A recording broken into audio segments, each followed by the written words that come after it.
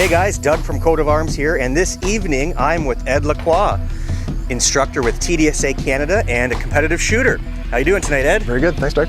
Well, the reason I wanted to talk to you tonight, Ed, was, as everybody knows, winter is coming and you need to protect those perishable skills.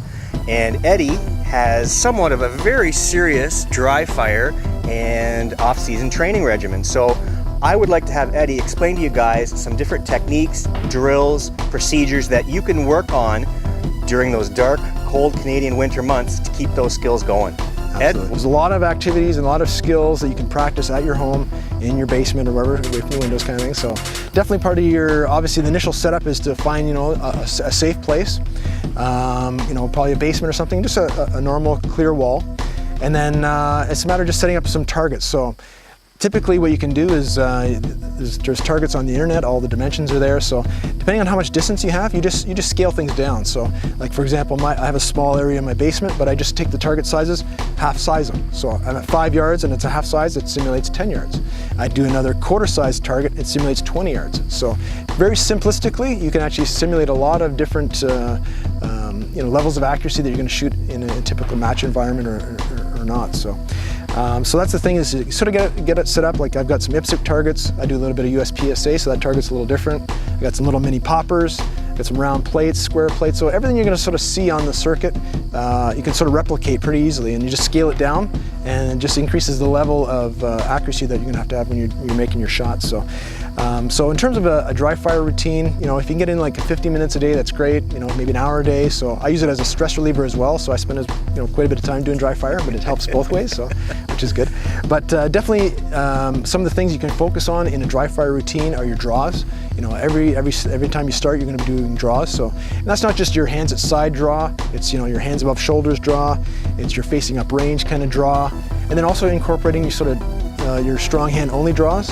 Making sure you get your positioning properly, and also the dreaded weak hand draw. So you're doing a transition into your opposite hand, so there's a lot of stuff going on, so you gotta be very safe. So when you're under a pressure situation at the range, under a match, you don't want to be sure, you want to make sure you're very solid in that kind of a technique as well. So another thing is also your reloads. You're always reloading. So moving through a stage, and you're moving from point to point, shooting position to position, you're going to reload. So in your basement, you're going to be doing your static reloads, if you're doing classifiers, but also practicing moving. So moving in different directions as well. If you're moving to the right, it's a little bit different feel loading your firearm to the left and going forwards and backwards. So stimulate everything you're going to see out in the field through that practice. So reloading is a big one. You can save a lot of time on your reloads.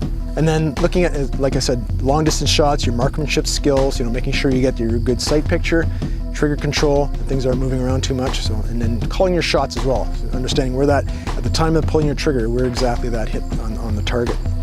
Again, there's going to be transitions are big as well. That's things you can practice. You can have targets spaced very, very closely. You can have them on opposite walls, so you're quickly turning and acquiring your targets. It's a big one as well. So it gets you familiar with your indexing. So, because indexing is all about looking at a spot and then rotating your turret and having your gun line up exactly where you want it to go. So indexing is really good when you incorporate sort of transition training as well. Another one is shooting on the move. That's an advanced pistol skill. So again, in your basement, you can practice moving forwards, moving backs, moving sideways. All those techniques of all the stuff we learn in the TDSA classes is really something you can play with in your basement. So as well, there's also barricades. You can put a simple piece of plywood or a piece of plywood cardboard, and you're moving up, and it sort of changes your positioning in terms of how you grip the gun. So you have to compensate a little bit. So barricades are always something that you come into in competition. So it's something you definitely practice. So Other stuff, you can go to the whole range of things, table starts, all kinds of different things, prone positioning. So just sort of, there's always that one day where I throw in a mix of weird stuff that you don't really typically see, but when you practice it and you see it in a competition, you're prepared. So some of the things I use to help in that practice is, timer, and you can pick one up like a free app, and it's all about just, it's a random start. You can set some part time, so if you want to get your draw down, you get a random start, and that little buzzer, if you get your draw in before that time, then you're really well positioned. And then it's about calling your shots. So if you want to take your dry fire shooting to another level, is incorporate a laser cartridge of some type. So some of them on the market, you can put them right in your own gun, so all the same trigger control, or the trigger feel is exactly the same. So but you actually see a visual dot exactly where you hit on the target. So I mean, calling your shots is good, but if you really want to refine your trigger control skills, that little laser dot I found really improved my trigger control for sure. And you actually see exactly where you're going to shoot. So it's surprising how much off you are sometimes. And then again, another aspect is I do a lot of driving to and from work. So part of you're going to call it a bit of a dry fire routine is to work on those grip strengths. You've got an hour each way, and grip strength is one of the key elements of getting good recoil control. So I've noticed a big difference when you're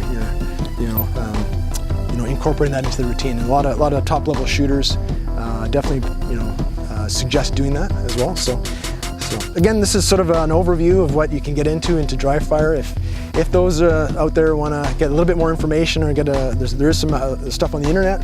There's a great book by Ben Stoger. He has got a small book on dry fire pistol skills. It's a great little book. I bought it up when I first started because I wasn't sure where to start myself. So it gives you lots of good routines and what to practice on and focus on. So hopefully that gives the watchers a bit of some insight on that as well. Well, thanks for talking to us today, Ed. You're welcome. I know you'll be doing those drills every night diligently, and I hope you viewers at home do too.